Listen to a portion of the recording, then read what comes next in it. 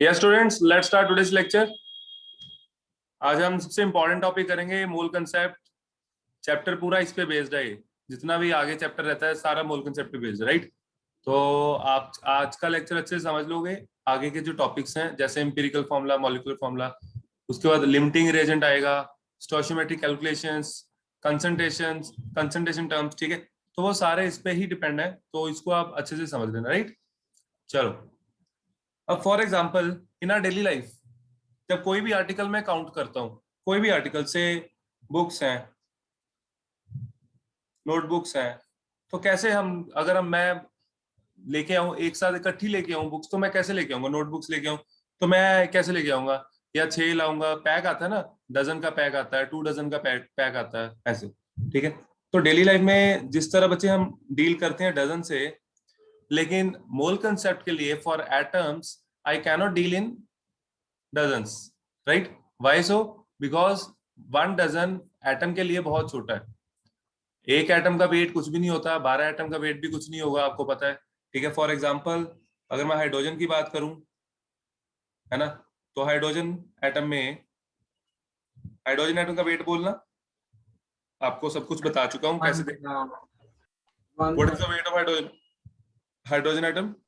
One you okay, 1 U आज मैं पूरा एग्जैक्ट लिखूंगा क्योंकि आज एग्जैक्ट लिखने की जरूरत है।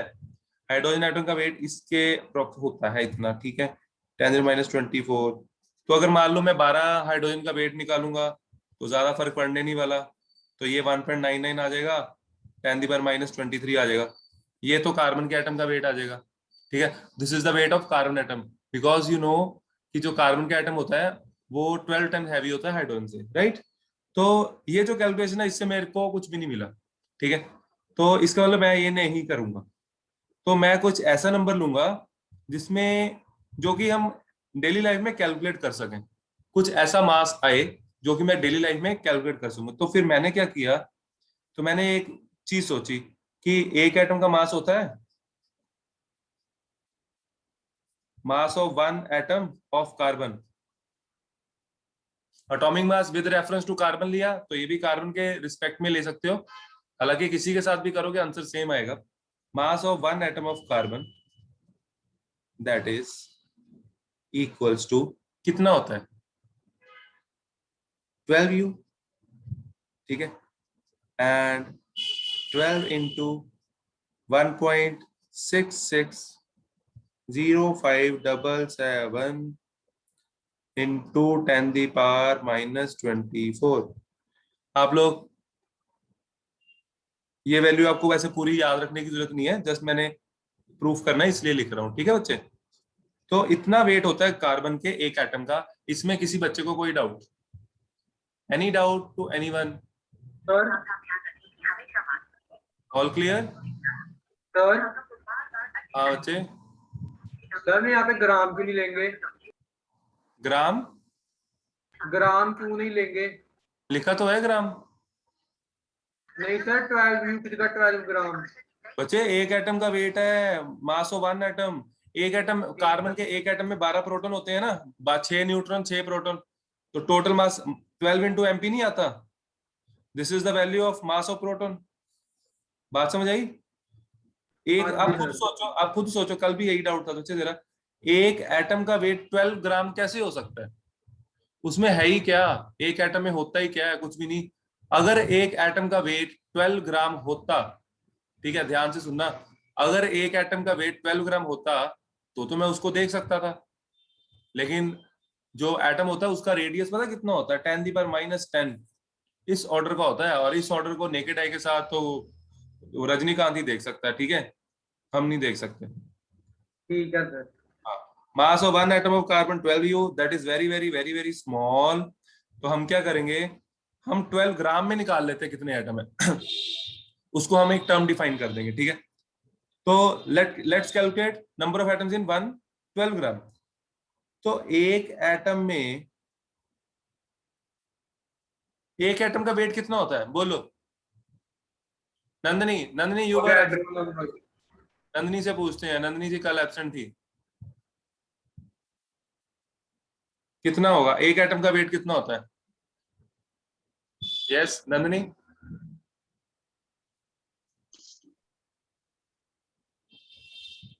Mass of one atom of carbon. हाँ जी, anyone else? Sir yes. Number of neutron plus number of proton. हाँ सही है बच्चे, मैं यही पूछ रहा हूँ, मैं ये नंबर पूछना चाहता हूँ। ठीक है, तो एक एटम का वेट आ गया इतना। यस, रमन अर्चित सही है ये? Sir yes sir. हाँ जी। Yes sir. सर फिर ओके अवोगाड्रो नंबर क्या, अवोगाड्रो नंबर कब यूज होएगा? भाई, अभी आएगा, 1 मिनट के बाद आ जाएगा वो, देखना। सिर्फ 1 मिनट रुको, हैरान हो जाओगे, हैरान परेशान ये कैसे हुआ। अब मेरी बात सुनो, एक एटम का वेट इतना है, इतना, कितना, इतना। अब मेरे को क्या करना है, मेरे को इस टर्म को इधर से उड़ाना, ये टर्म मेरे को अच्छी नहीं लग रही, ये टर्म बहुत छोटी है। तो इस टर्म को हटाने के लिए मैं क्या करूं, मैं इस टर्म को इधर नीचे ले जाता हूं, यहां पे। समझ आया कहां पे लेके जाना इसको? बोलो। Yes sir. Yes sir. Okay, one atom को। वन एटम के नीचे ये टर्म आ जाएगी, 1.660577। ये प्रूफ आपको कहीं नहीं मिलेगा। इक्वल्स टू 12 ग्राम। यहां तक किसी को कोई डाउट? No doubt. चलो, अब आप लोग कैलकुलेटर खोलो और उसमें 1 अपॉन इसकी वैल्यू निकाल के बताओ।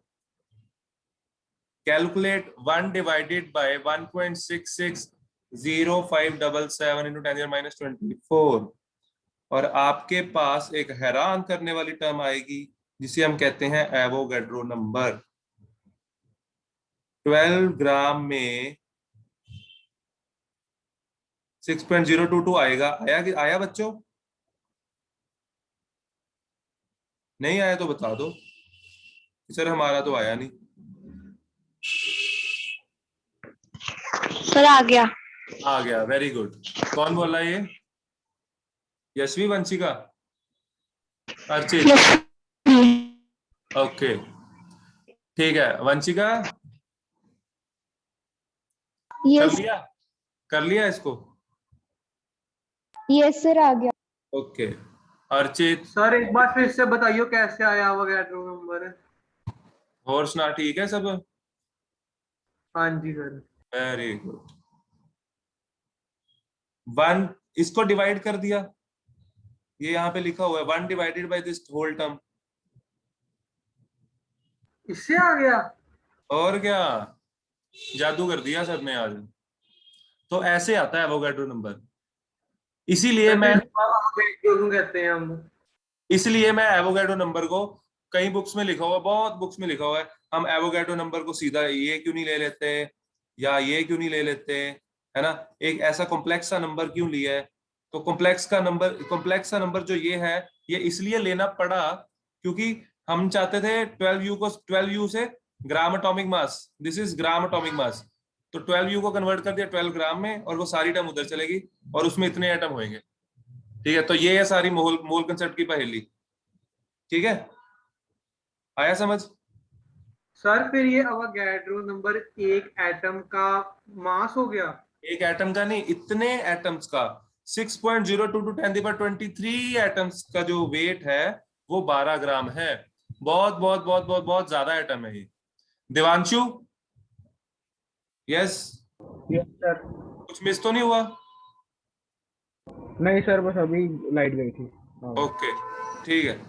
हाँ जी, बच्चे आप लोग पहले ये लिखना चाहते हो तो लिख लो, मेरे को कोई प्रॉब्लम नहीं है। अगर आपने डेफिनेशन लिखनी है, पहले डेफिनेशन लिख लो, ठीक है?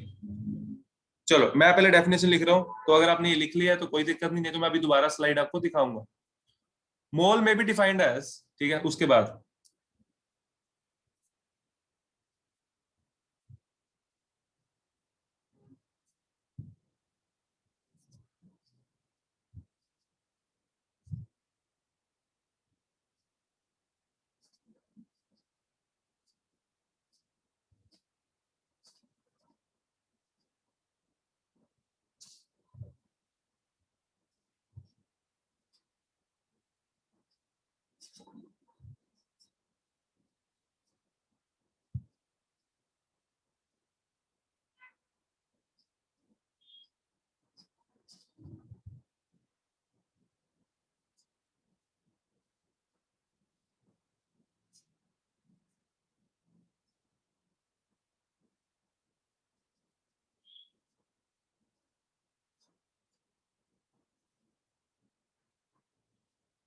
Atoms, molecules, ions, electron, proton, neutron, कोई भी नंबर, एनी एंटिटी, ठीक है।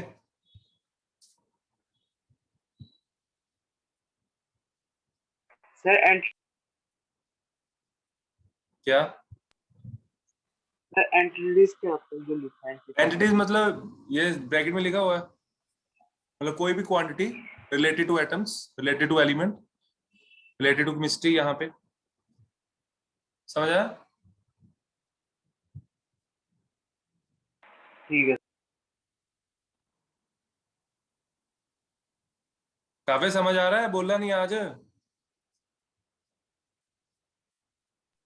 आ रहा है सर। अच्छा, तो तुम लोगों की एक दो बच्चों की प्रॉब्लम थी कल जो मैंने क्वेश्चन दिए थे, ठीक है, और वो मैं कल आपको मॉर्निंग करा दूंगा, ठीक है, क्योंकि आप लोग आज आए नहीं।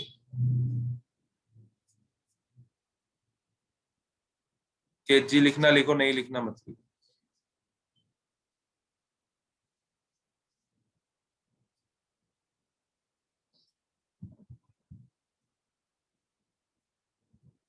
हर कार्बन के आगे जो 12 लिखा है उसके आगे माइनस तो डाला आपने।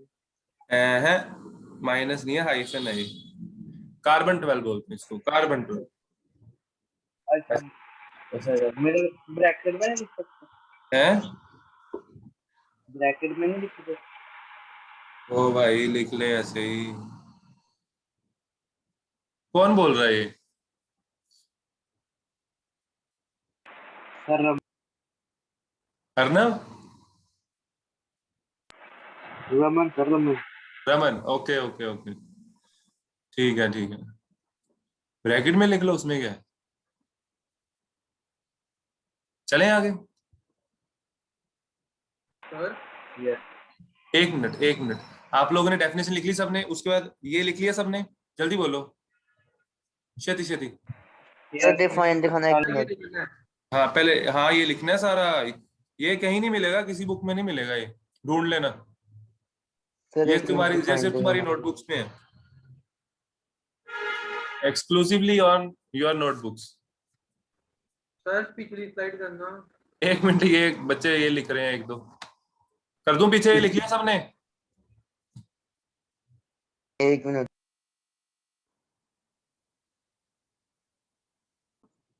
लेट अस सपोज मैं with reference to oxygen Avogadro number निकालना चाहता हूँ, ठीक है, मेरे को टीचर ने काम दिया, प्रोजेक्ट दिया, तो क्या करता हूँ मैं? तो मैं क्या लिखूंगा सबसे पहले, क्या लिखूंगा आप लोग बोलोगे? Mass of oxygen. 1 atom of oxygen. हाँ ले भी ले, छा गए छा गए, वेरी गुड, ऑक्सीजन। हो गया बच्चे, आपको एवोगैड्रो नंबर समझ आ चुका है। Mass of 1 atom of oxygen. हाँ अब ना, लेकिन आपका जो आंसर आएगा, हाँ एग्जैक्ट ही आएगा, ठीक है, क्योंकि इसको हम ऐसे लिख लेते हैं 16U, है ना, और यस Q की वैल्यू जो मैंने आपको बताई थी अभी वो लिखनी है 1.660557, क्या थी? 0577. 1.66 0577. 0577 ग्राम इंटू 10⁻⁻24 ग्राम। बस ठीक है, एक एटम का वेट इतना होता है, और इतने 16 ग्राम में कितने एटम होंगे, ये टर्म डिवाइड हो जाएगी, तो एवोगैड्रो ही आ जाएगा। 16 ग्राम में भी 6.02210, कैलकुलेट करके देख लो, सेम ही आएगा।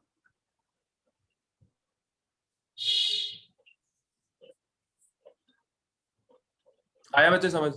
तो ये सभी बच्चों के लिए पहेली होती है 9th क्लास से लेके +1 तक, और कईयों की +2 के बाद भी रहती है। देखते हैं तुम लोगों को कितना समझ आता है। क्लियर? चले आगे। सर यस एक ही हाँ जी, बताना है, जैसे वो लिया हमने कार्बन का लिया तब भी तो यही आ रहा था, कुछ फर्क तो आया नहीं। कुछ कोई फर्क नहीं है, ऐसे ही जैसे बुक्स में हम, आप लोग जैसे कोई भी बुक उठाते हो, मान लो आपने फर्स्ट क्लास की बुक उठाई, तो उसमें एक प्रॉपर सीक्वेंस होता है ना, पहले वो प्लस माइनस बताएगा, जैसे भी होता है, तो ये भी एक प्रॉपर सीक्वेंस है, सीक्वेंस में है सब कुछ। मैं ऐसे नहीं ना कर सकता कि किसी बुक में विद रिस्पेक्ट टू कार्बन समझाया हो किसी में मैं आयरन ले लूं, किसी में मैं गोल्ड ले लूं, ऐसे नहीं ना चलेगा। एक स्टैंडर्ड मान के चलोगे ना बच्चे, पढ़ोगे जब। चलें आगे, सभी बुक्स में सेम लिखना चाहिए फॉर द बेटर अंडरस्टैंडिंग। चलें आगे। सर लेट्स स्टार्ट विद, एक मिनट बच्चे, let's start with mass and mole conversion. हाँ जी बच्चे बोलो। सर हम इसकी डेफिनेशन ये भी तो लिख सकते हैं, नंबर ऑफ लिख सकते हैं, हाँ, ऑक्सीजन में बिल्कुल लिख सकते हो, कार्बन की जगह ऑक्सीजन लिख दो, लेकिन ये स्टैंडर्डाइज हुई ना बच्चे डेफिनेशन। तो नहीं सर, मैं कह रहा था कि मैथड लिख सकते हैं कि these are the number of atoms contained in 12 gram oxygen, oh carbon. 16 gram oxygen, 12 gram carbon. हाँ जी सही है।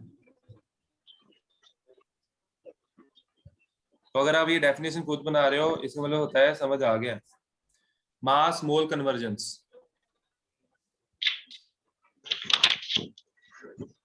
अब वो जो पीछे नंबर था, ये इसको बोलते हैं 1 मोल, ठीक है। तो इसी को हम आगे यहाँ पे यूज करेंगे। क्या लिखेंगे यहाँ पे ना बच्चे, आपको डेफिनेशन लिखनी है पहले, थोड़ा अभी कुछ मत लिखना, अभी सिर्फ इधर देखो।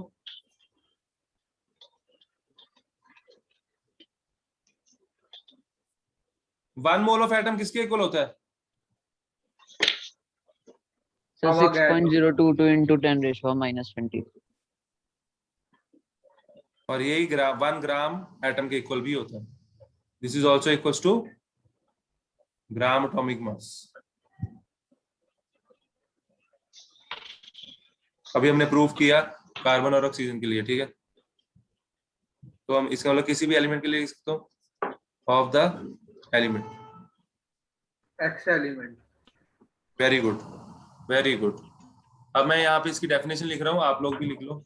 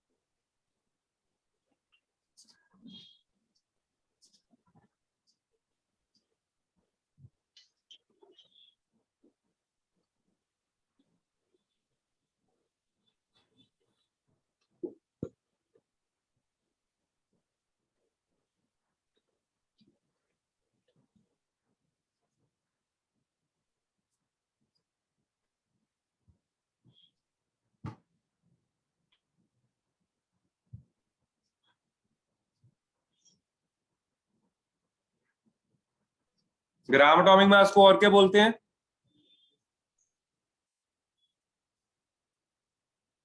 Molar mass. मोलर मास, क्या? 1 ग्राम एटम, ठीक है। लिख लो बच्चे।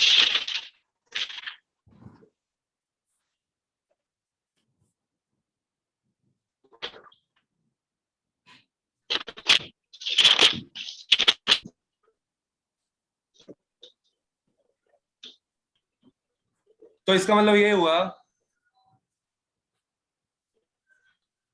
12 ग्राम ऑफ कार्बन,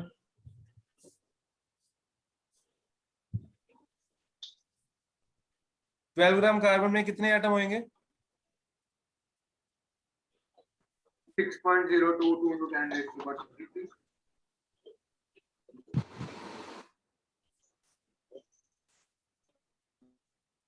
अभी हम एटम्स ही पढ़ रहे हैं, ठीक है, तो मैं एटम लिखूंगा। और आयरन का मोलर मास पता है किसी को?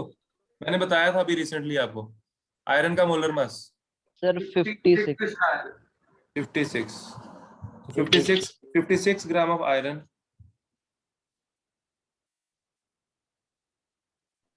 यहाँ पे ना एक थोड़ा छोटा सा डाउट आता है बच्चों को, वो आप लोग बोलो, बताओगे? लिख लो पहले।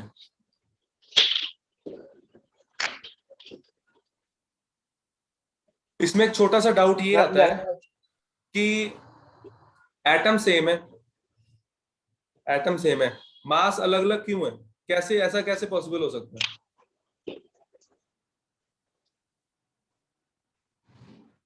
बोलो। ऐसा इसलिए होता है क्योंकि जो एटम है वो ये यहाँ पे एटम आयरन का है और आयरन का एटम हैवी होता है, ठीक है। तो उसके इसका 12 यू का एक एटम होता है, उसका 56 यू का, तो ऑब्वियसली जो आयरन का वेट होगा वो ज्यादा ही होगा। क्लियर? चलो आगे। सर 1 मिनट अभी ये पेज ना देखो। लिख रहे हो? लिखो, जल्दी लिखो बच्चे। मैं आगे लिखता हूँ फिर, नहीं जगह ही नहीं, कहाँ लिख, कर लो फटाफट।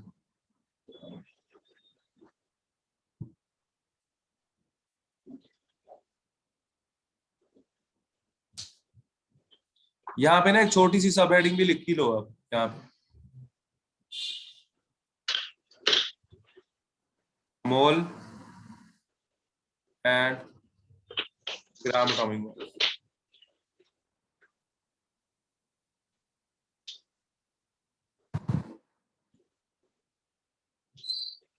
चलो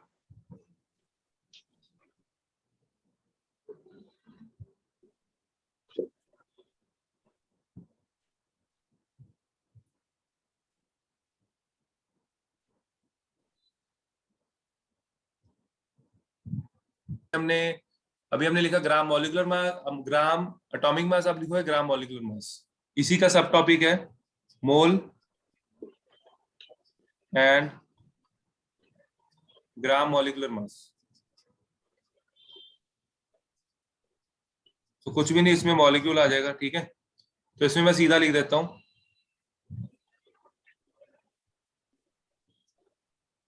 1 मोल ऑफ मॉलिक्यूल्स किसके इक्वल होते हैं? सेम 1 मोल का मतलब ही क्या होता है? Avogadro number. चाहे वो मॉलिक्यूल हो, एटम हो, चाहे आयन हो, कुछ भी हो। 1 मोल मीन्स दिस मच ऑफ, अगर यहाँ पे मॉलिक्यूल्स है तो यहाँ पे मॉलिक्यूल्स, और ये किसके इक्वल होगा, कोई बताएगा? This will be equals to, yes, gram molecular mass. Gram molecular mass. Good, जल्दी से लिख लो। एक छोटा सा टॉपिक लिखना है, फिर ये लेक्चर ऑफ हो जाएगा, नेक्स्ट लिंक भेजता हूँ, जल्दी चलें। किसी बच्चे को ये पता है कि फॉर्मूला मास क्या होता है? What is formula mass? Sir ये कंपाउंड में यूज होता है, जब कंपाउंड होता है ना, कंपाउंड तो ये कंपाउंड है, जो फिक्स्ड मास होता है एटॉमिक मास जो। ये CO2 H2O, ये कंपाउंड ही है, ये क्या है? हाँ सर वही कह रहा हूँ सर, नहीं जो इनका नहीं नहीं नहीं, उनके लिए मॉलिक्यूलर मास, हम उसके लिए तो ये होता है ग्राम मॉलिक्यूलर मास, एक होता है formula mass. What is formula mass पता एटॉमिक मास वो है? जो एटॉमिक मास ना ना ना ना, देखो जो फॉर्मूला मास होता है, ध्यान से समझना, ज्यादा फर्क नहीं है, थोड़ा सा ही फर्क है। Formula mass, this term is strictly used for ionic compounds, right?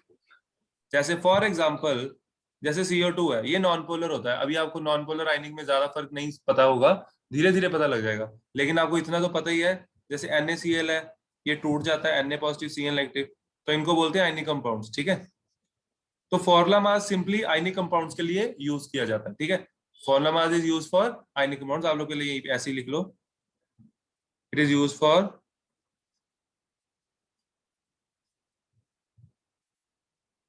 Ionic compounds. Sir एक तरह से जो जो जो पॉजिटिव और नेगेटिव जिनके हाँ हाँ, पावर यस यस, जो पॉजिटिव नेगेटिव वाले होते हैं, फॉर एग्जांपल कैल्शियम क्लोराइड। तो आयोनिक बॉन्ड बनाते हैं सिर्फ उन्हीं के लिए, कोवलेंट बॉन्ड वालों के लिए नहीं। हाँ, आयनिक वालों के लिए ये टर्म फॉर्मूला मास यूज करते हैं। कैलकुलेशन सेम ही रहती है। फॉर एग्जांपल इसका फॉर्मूला मास कैलकुलेट करना तो सेम ही है, कैल्शियम का 40 होता है और इसका 35.5, आपको पता ही है सबको, इंटू 2 कितना आ गया? 111 यू। इसको भी यू से ही डिफाइन करते हैं, ठीक है। अगर ग्राम फॉर्मूला मास लिखूंगा तो वो अलग टर्म हो जाएगी, ठीक है। NaCl 23 प्लस 35.5, आंसर क्या आया? 58.5। हाँ, ये लिख लो बच्चे फॉर्मूला मास, फिर इसका एक रिलेशन करते हैं जल्दी से।